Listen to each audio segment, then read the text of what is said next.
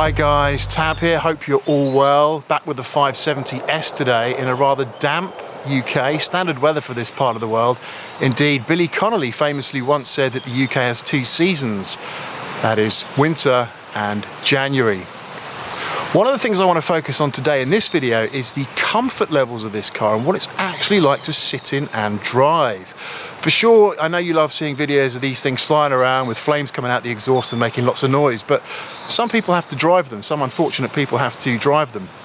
And I really want to give you an insight into just what the comfort levels of this car is like, what it's like to be sat in, things like the visibility, the pedal position and the steering. So do stay tuned and I'm going to dive into these a little bit. First up, the obvious matter of getting in and out of the car. Well, on this it's actually pretty easy. So butterfly doors, as you know, giving great access into the tub there. You can see the carbon tub just sitting there. And yeah, getting in and out is a bit of a fine art and does take some practice, but there is definitely a technique and one I've got down to a T. It involves kind of putting your bum down on the ledge, flipping around and then whipping your feet in. So let's give that a go now.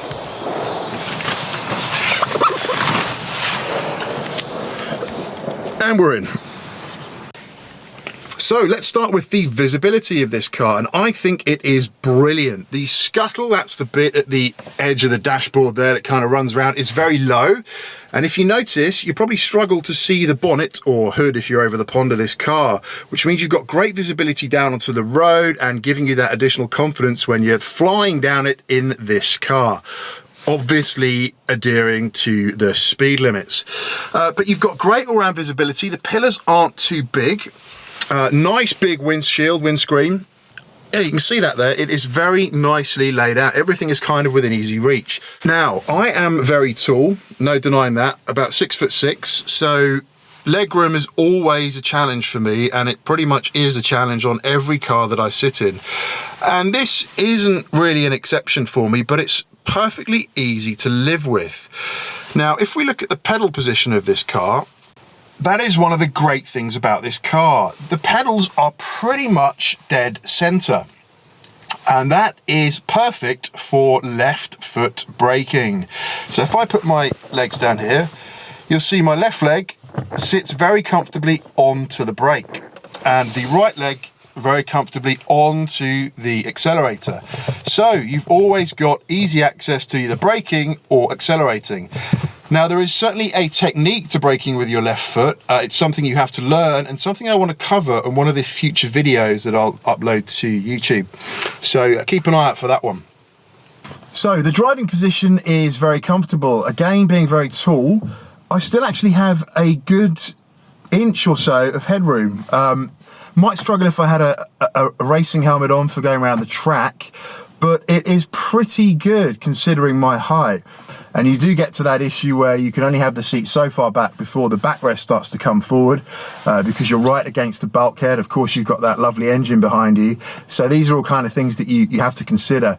But I think you'd have to be pretty tall, even taller than me, to struggle in this car. Other cars I've sat in, the R8, I've really struggled in that. It was much smaller, I guess, kind of being built more for smaller racing drivers than this. Obviously, they've taken that into consideration with this car, so it's very good and again, very comfortable. Now, the controls in this car are very nicely laid out. Very comfortable. The paddles on this version, I don't know if you can see those there, the flappy paddles, they actually go backwards and forwards, so you can up and down with each one. And thank you very much to Mr. H Cars for pointing out that they do indeed go the other way. I thought they just came towards you. So pretty easy to use one-handed, but yeah, they're a bit small on this. If you go for the upgraded carbon packs, then you get larger paddles, which kind of come up to about there. So, you know, just you've got a bit more room to play with when you're moving your hands around the steering wheel. But overall, very comfortable. Great visibility of the dash there and the speedo readout. But it is minimal. It is very minimal indeed, and I like that. I don't really like a dash that's too cluttered. Over here, you've got the center console, and this is where all the magic happens. On the left, you've got your handling, and on the right, you've got your powertrain. I tend to drive around in sport mode. You've got normal, sport, and track on both sides. I think this particular selection gives a nice balance of both. I do actually drive around with ESC off as well, because that just, I think if you got it on, it just reins everything in a little bit too much. So it just gives you a little bit more freedom. And let's start it up.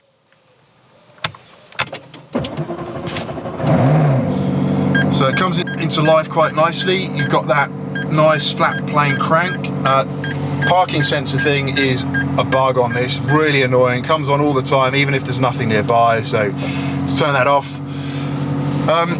Yeah, the thing to note here is nothing works that you've set here until you press this active button. Once that's active, everything is good to go, and you can then explore the car's full potential, so just something to remember.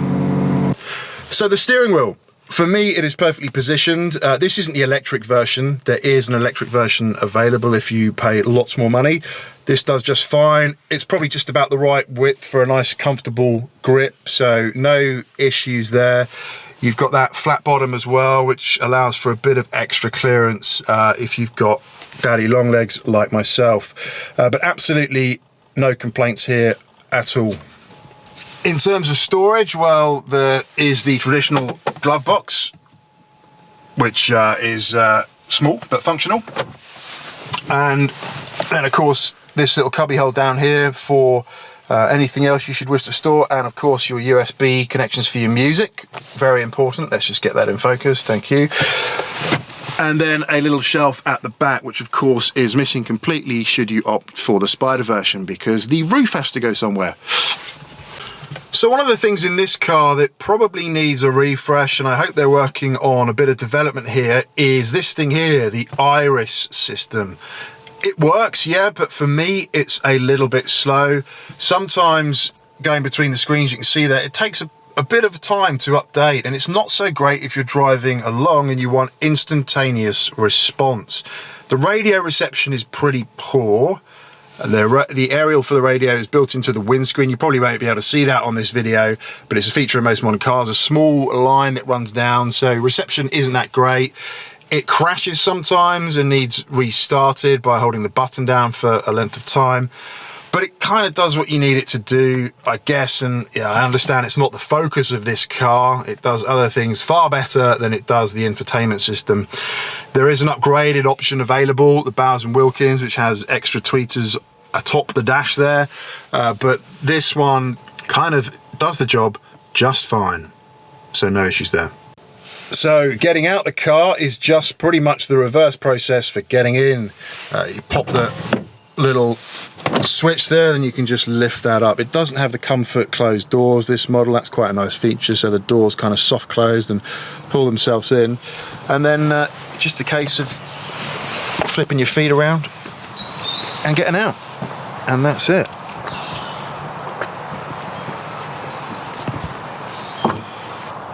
In terms of storage, well, it's actually pretty good.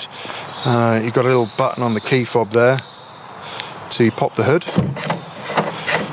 There's no extra latch, it just comes straight up, which is nice, but this is pretty big and you can get a surprising amount of stuff in there.